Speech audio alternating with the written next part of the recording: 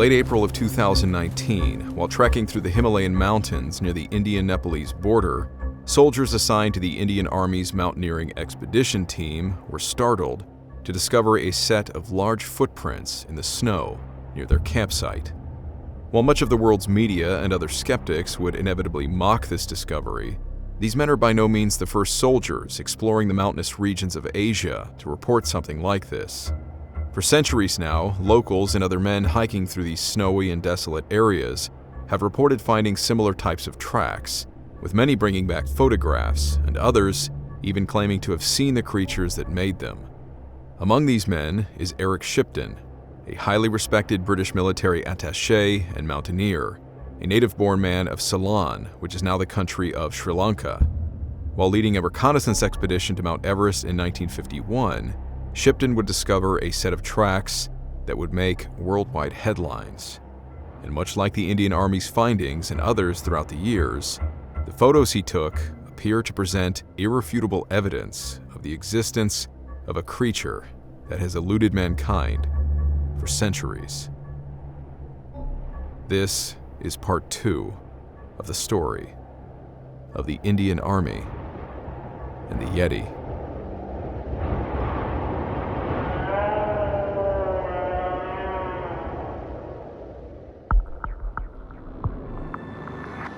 The mist which hangs before you offers you a choice to pass through or to escape. Beyond it are Stories which defy explanation and fly in the face of what we know to be real, It is a void of both reality and impossibility. of both fact and superstition. You alone are left to discern what to believe as you pass through what we call the fog of war.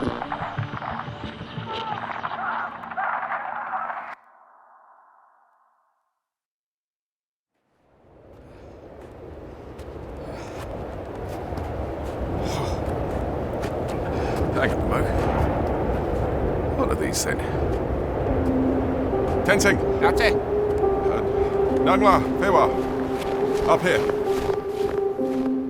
6 years after leaving the Second World War and his duties as a British military attaché stationed in Hungary, Eric Shipton had long since returned to his boyhood passion, mountain exploration.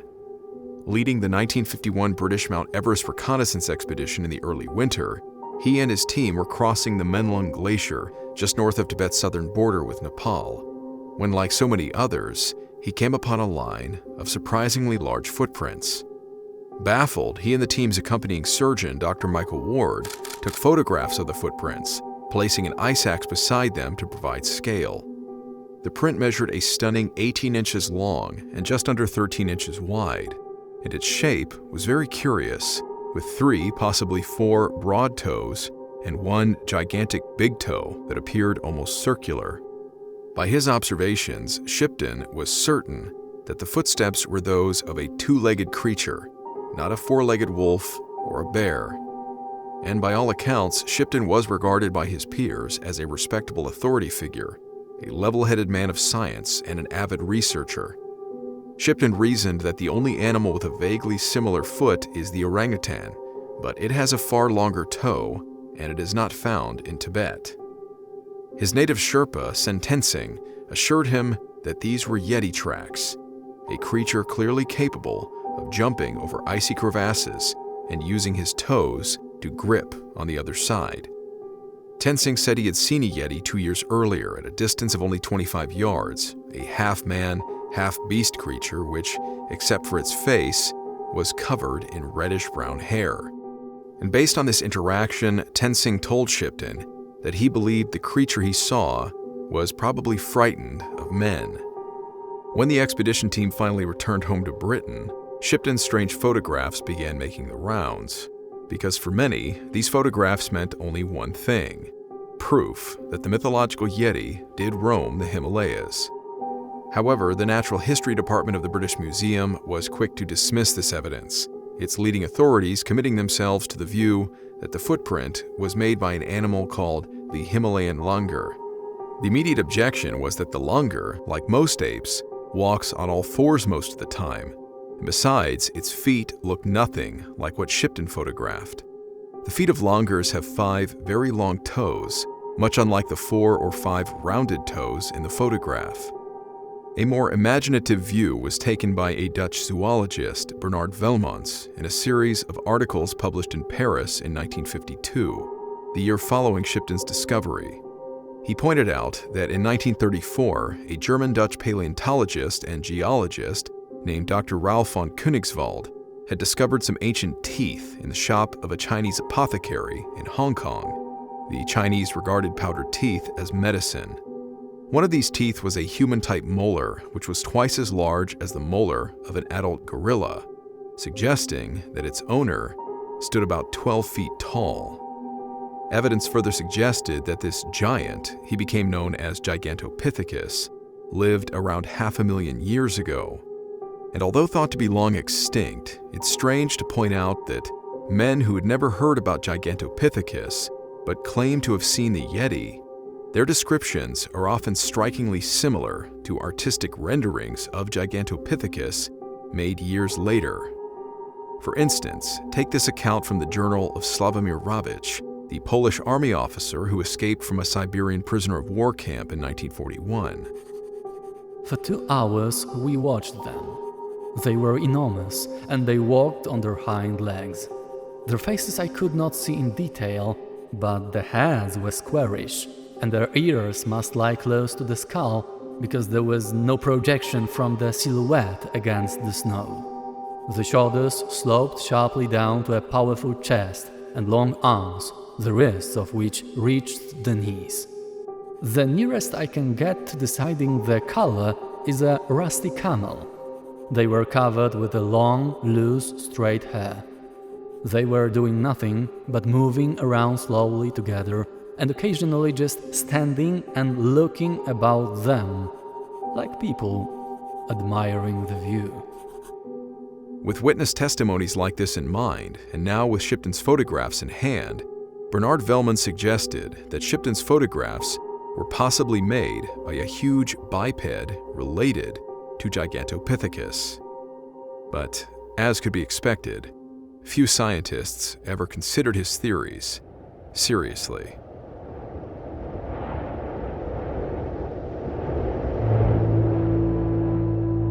Two years on, in 1954, the Daily Mail hosted its own expedition, an effort to try and capture one of the reclusive beasts, or at least be the first team to photograph it.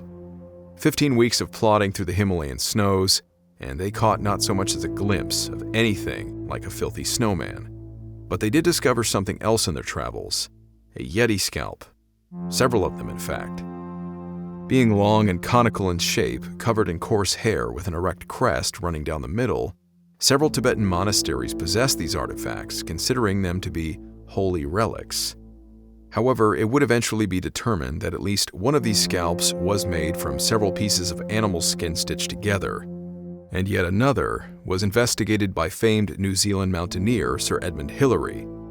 Sir Hillary was an explorer who had also discovered possible signs of a Yeti, these being tufts of coarse black hair, while climbing at 19,000 feet in 1951. His superstitious and terrified Sherpas were quick to grab the tufts of hair from him and throw them off the nearest cliff. He said he saw no reason to go chasing after them and returned empty-handed. Now, with the possibility of finally having a sample of Yeti skin and hair, Sir Hillary assured the monastery that the artifact would not be damaged and sent it to Bernard Velmans in France for analysis. Most unfortunately, this scalp too proved to be a fraud, although not an intentional one. It was made from the hide of a type of goat, a serow, which was local to the same snowy regions that the Yeti were touted to live. The skin had been stretched and molded with steam to shape it to the conical form, possibly a piece of religious headwear, its appearance resembling what suggested the elongated shape of a Yeti's skull. But it was determined the shaping was done many years beforehand, and over time, the monastery's knowledge of the artifact's origin and its purpose was lost. But since it was so old and so precious to the monastery, it eventually was believed to be something rare, like a Yeti scalp. These scalps became yet another unfortunate example of mistaken identity that further allowed skeptics to declare that the Yeti was merely a legend. But again, this conclusion may be premature, because although rarely managing to cite the creatures that made them, throughout the remainder of the 1950s, many more strange and unexplainable tracks would be documented by British, European, Russian, and even American explorers. And 3 years after the 1954 excursion by the Daily Mail, an American expedition would discover not only tracks and Yeti scalps, but another unexplained artifact in a monastery in Nepal. An item that would be repeatedly tested and for a time was suspected to have come from neither a human nor any known species of animal. This artifact would come to be known as the Pangbache Hand.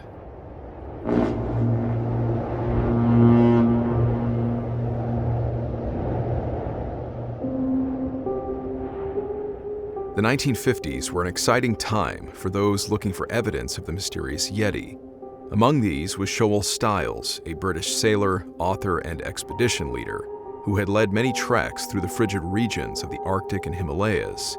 Stiles had likewise seen footprints which his Sherpas similarly assured him were made by the Yeti. He summed up his views when he said, "I'm quite sure that the Sherpas are telling the truth, and equally sure that there is some strange beast that walks on 2 legs in the high snows and has never been caught or identified." And then there was a French clergyman, the Abbé Pierre Bourdet, who followed 3 separate lots of tracks during his exploration in 1955. Shortly after came squadron leader Lester Davies, a British RAF pilot who had fought against the Japanese on the Malaya Peninsula, and after the war, he also became a rugged mountaineer and mountain rescue leader. And like his peers, he photographed even more massive, unidentifiable footprints in the same year as Bourdet. One early morning, he was called from his sleeping bag to investigate a set of footprints, each of them being 12 inches long and 8 inches across. The Sherpas were certain that they had been made by a Yeti. Davies took hundreds of photographs and sent them to the British Museum, but like the others, these tracks remain a mystery. In following the tracks, however, Davies found that they led from snow across water to snow on the other bank.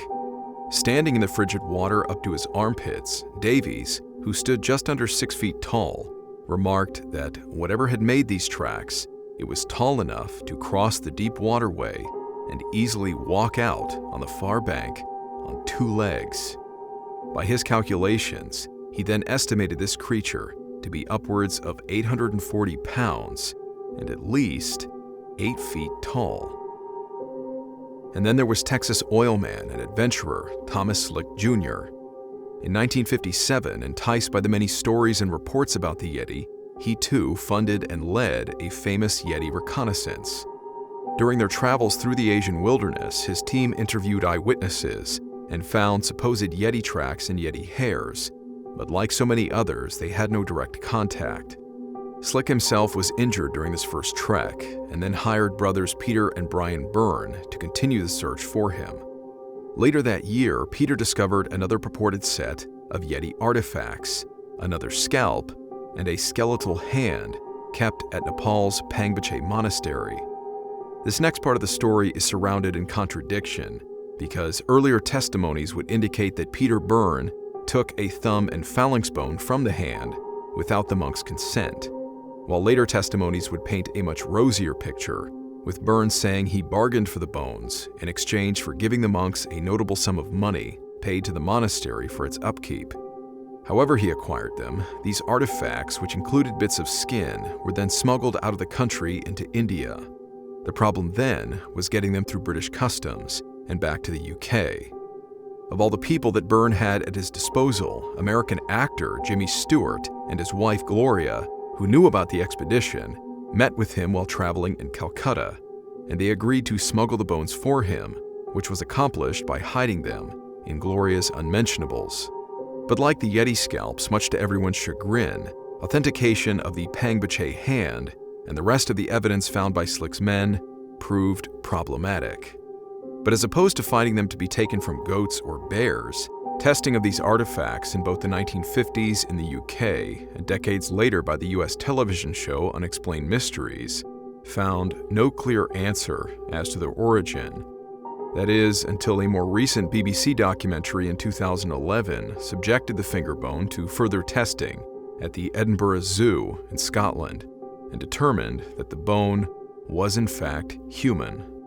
Some have suggested that the monks might have used human bones to stitch a completed Yeti hand together, but since the hand was unfortunately stolen from the monastery shortly after the Unsolved Mysteries documentary aired in 1991, no further testing could be done on any of the remaining bones. And so the Pangbache hand became yet another reason for skeptics to doubt the Yeti's existence. Having been injured during the first expedition, Thomas Slick funded 2 more Yeti quests he did not participate in. Overall, the net result of the 1957 expedition was 3 sets of human-like tracks, excrement samples, several strands of hair, and the supposed Yeti bones and skin samples. Despite taking along 3 female blue-tick hounds known for their superb tracking skills, the highlight of a return trip the next year was the unsubstantiated claim by 2 Sherpas of a close encounter with a skittish Yeti. And after the 3rd trip to Nepal in 1959 yielded no more hard evidence than the previous 2, the Texan gave up on funding any more personal quests for the beast. But by chance, in the following years, other explorers who weren't even looking for the Yeti, they would have better luck. Oi, Sherpa, what scared them off then? Yeti. A what? Yeti. In June of 1970, while scaling the Annapurna, a mountain in the north of Nepal, climber Don Willens saw 2 lines of crows suddenly scatter into the sky. His Sherpas told him in a horribly matter-of-fact tone that it was probably a Yeti that had scared them off. With night falling, he did not pursue it for a closer look, but the next morning, he found a set of deep tracks about the same size foot as his own. The tracks came down to about 13,000 feet and then vanished over a crest at about 15,000. He rejected the idea that these tracks could have been made by a bear. And the next night, he looked out by moonlight and saw a dark figure moving across the terrain. He described it as an ape-like creature bounding uphill on all 4s. It gave him the distinct impression it was hunting. And when it finally disappeared, Willens said that the odd, uneasy atmosphere he had been feeling suddenly disappeared with it. Henry Cecil John Hunt, son of an Indian Army officer and a distinguished Army officer himself, began climbing expeditions during his service as a military intelligence officer with the Indian Army in the 1930s. He likewise stumbled across strange, large tracks in the snow in 1937. After a stint as a chief instructor at the British Army Commando Mountain and Snow Warfare School, he served in Italy during World War II. After the war, like his compatriot climbers, Lord Hunt returned to mountaineering and would be selected to lead the successful 1953 British expedition to Mount Everest. 25 years later, in 1978, he was again scaling the slopes of Everest and photographed even more Yeti tracks, later adding that whilst sheltering for the night in a Sherpa's hut, he heard a strange, bellowing cry from across the snows. The cry of the Yeti, his Sherpas told him.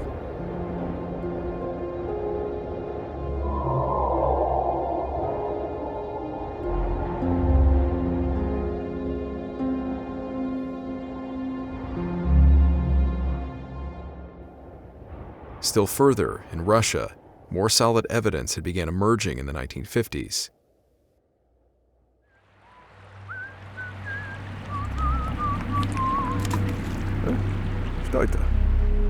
In January 1958, there was Dr. Alexander Pronin of the Leningrad University, a former MiG-3 fighter pilot and Soviet squadron commander. 13 years after the war's end, now working as a hydrologist, while exploring the Pamir mountain range in Central Asia to study its water resources, he too reported seeing an Alma, what he referred to as a being of unusual aspect. At first he thought it was a bear, but then he realized it was a man-like figure, covered in reddish-gray hair, standing in the snow with its legs wide apart and with arms longer than a normal man's. He observed it for more than 5 minutes at the same spot on 2 separate occasions. The first time he saw it, after it disappeared, He dismissed it as a trick of the light or his eyes playing tricks on him. But the second time he saw it, at the same location 3 days later, he could not dismiss what his eyes were seeing. The creature's form clearly outlined against the sky over a cliff, before it disappeared behind a nearby outcropping of rocks. And a week later, one of his group's inflatable boats disappeared, without explanation, and was later found upstream. Cronin found that the locals often blamed these wild men, with stealing household items and taking them up into the mountains.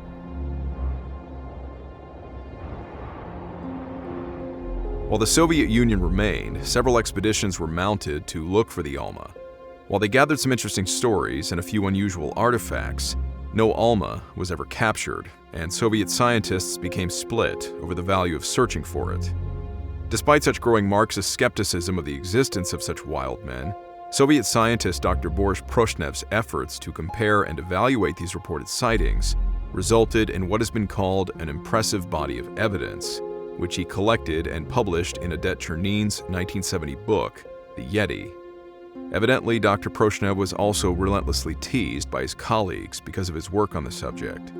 But he insisted in his speculations that the creature is perhaps the last surviving group of Neanderthal men. And at least a few Western researchers, including Dr. Myra Shackley of Leicester University in England, agreed with him. Now, while Neanderthals are widely believed to now be extinct, there are several leading theories as to why, one of which is human aggression, an increasing competition for scarce resources against the Homo sapiens species that took place some 40,000 years ago and resulted in the Homo sapiens driving the Neanderthals to extinction. But what if they or some other hominid species were not driven to complete extinction, but merely driven into isolation? Dr. Shackley, who visited Mongolia in 1979 and found the area to be loaded with Neanderthal artifacts, she pointed out that if the Neanderthal or some other biped species were to have survived, it would have likely been in those isolated regions where the Yeti is often reported. And like their ancestors, out of their instinct for survival, what if they have survived merely by continuing to avoid contact with our species?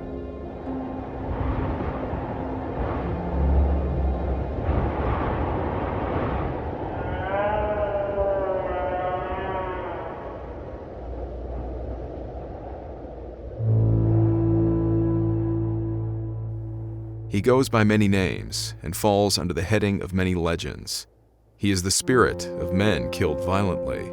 If you see him, it is a bad omen, and you may soon die yourself.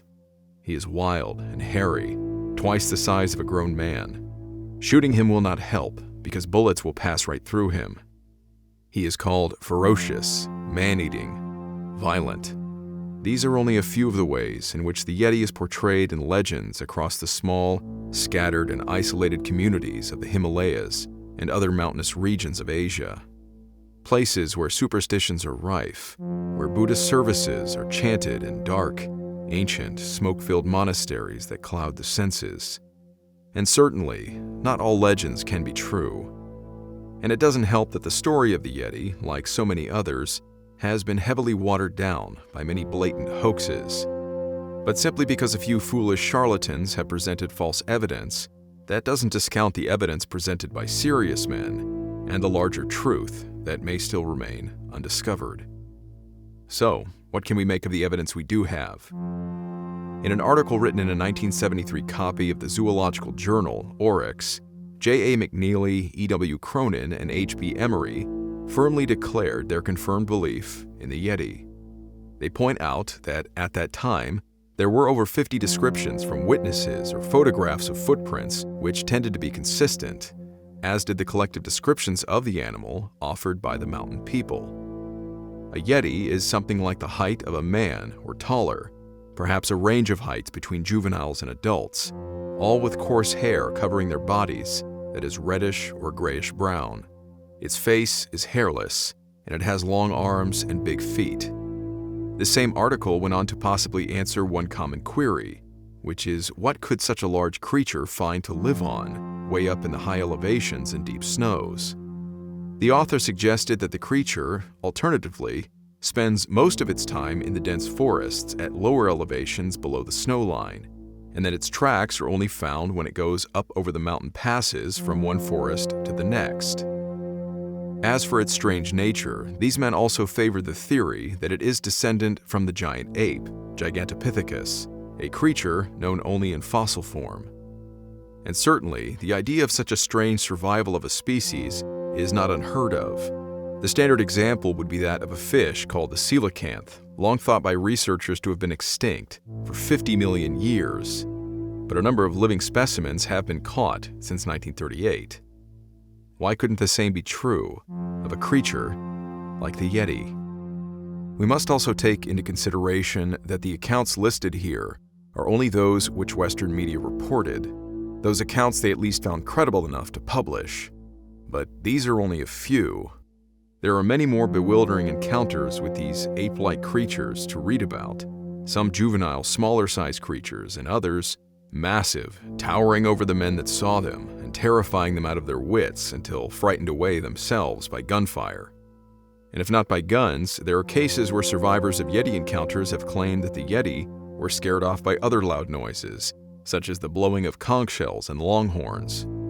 Even Alexander the Great, during his conquest into the Himalayan region of Kashmir in the 4th century, is reported to have heard about these creatures, then demanding for the locals to procure one for him. In recent decades, however, since the dissolution of the Soviet Union in 1991, fewer explorers have ventured out looking, as many of the regions where this strange creature has been reported have long been politically unstable. Economic conditions in Russia, who inherited many of the scientific institutions and opinions of the old Soviet Union, have likewise not been favorable in allowing continued research on the creature. As such, public interest has ebbed away, and little effort in finding the Yeti has been made in recent years, something that the Indian Army's mountaineering team had perhaps hoped to change with their newfound discovery in 2019. The world, in all its self-assured wisdom and short-sightedness, might view the Indian Army's most recent discovery as something to laugh at. But how many more times have our servicemen and women experienced something strange while exploring new or isolated places, only to be mocked and ridiculed for their testimony? And are these men really that foolish for simply believing in a legend backed up by centuries of reported encounters and other evidence? For those of us who do find the stories credible, the lingering question is how these creatures have remained undocumented by mainstream science after so many years of reported encounters and improvements in our technology. For that, we can only reason and answer by logical deduction. First, we might humble ourselves to realize that, as advanced as we have become, the Earth remains quite large, and many regions and harsher climates still lie far beyond human reach or scientific exploration. And as the disgruntled Soviet scientists pointed out, there is the financial consideration. Someone does have to fund this research, after all. And we might also consider that even wolves, highly intelligent animals and fearsome predators, in fearing the consequences of prolonged human contact, they will retreat further and further into reclusiveness until their existence becomes practically unnoticed by us. By comparison, what could then be said of a bipedal creature like the Yeti, something resembling a man, which would presumably have a much higher level of intelligence than a wolf, the ability to reason, to plan, and not to mention their clear ability to hunt and live comfortably in harsh conditions that we humans require special gear and training to survive in. Something like a Neolithic man, an evolutionary offshoot of Gigantopithecus. There is much we do not yet understand about our own human origins, let alone those of hard-to-find creatures. And as much confidence as our modern science projects about its collective findings, we certainly do not know everything. I was rather surprised to learn that the collective sum of all of our human evolutionary evidence, the fossilized bones and artifacts of animals like the Homo habilis, Homo erectus, Homo neanderthalensis, and every species in between, all of the evidence we have found, if piled together, it would hardly fill the bed of a small pickup truck.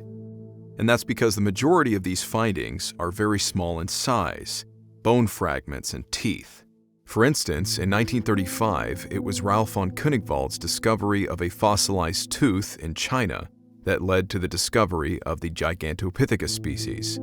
This small amount of evidence is what led to a fossil hunt for more evidence, and in the following decades, thousands of more teeth and sections of jawbone have been found to verify the existence of this animal. But to date, no one has found any actual bones from the body of Gigantopithecus. So while textbooks and museums display artwork and full-sized models of this creature, our entire understanding of its size, its diet, when it lived, and when it went extinct has been derived from these fossilized teeth, and whatever paleontological information could be derived from the soil, from the areas where the teeth were found, and from comparisons to modern primates.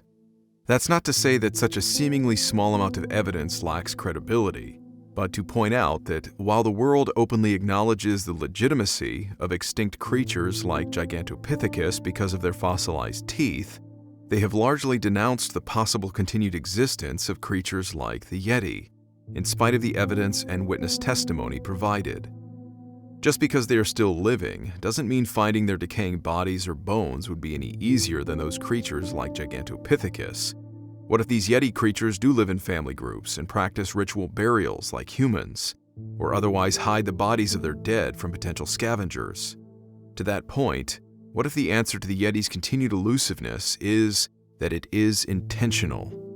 If we have found so many samples of footprints and other indications of the Yeti's continued existence, who's to say these creatures have failed to notice ours?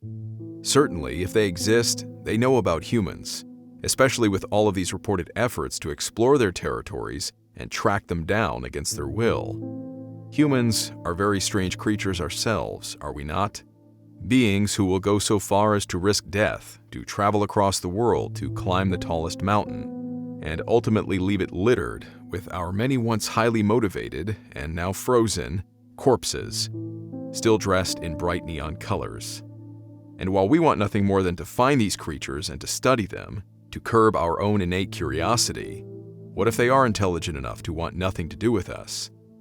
Perhaps the further we have ventured into their territories, the further they have drifted out of our reach. And if we heeded the advice of a Tibetan Sherpa, perhaps this is the best case for both the Yeti's sake and for that of mankind. Because if it hasn't already happened, one day, an unwitting explorer might stumble upon this massive and ferocious creature face to face. And far from the issue of whether the world will believe his story or not, the real question is, will he survive to tell us about it?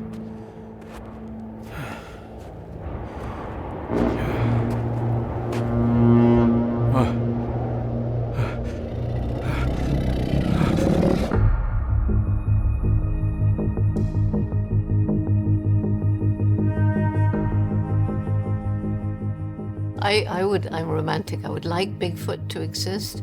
I've met people who swear they've seen Bigfoot. And I think the interesting thing is every single continent, there is an equivalent of Bigfoot or Sasquatch. There's the Yeti, there's the Yari in Australia, there's the Chinese wild man, and on and on and on. And, you know, I've had stories from people who, you have to believe them. So there's something, I don't know what it is. I'm always open-minded. Considering that I have personally spent far less time studying primates compared to Jane Goodall, I felt that her comments in that 2018 interview reflect much of my own conclusions about these creatures, especially after completing these 2 episodes.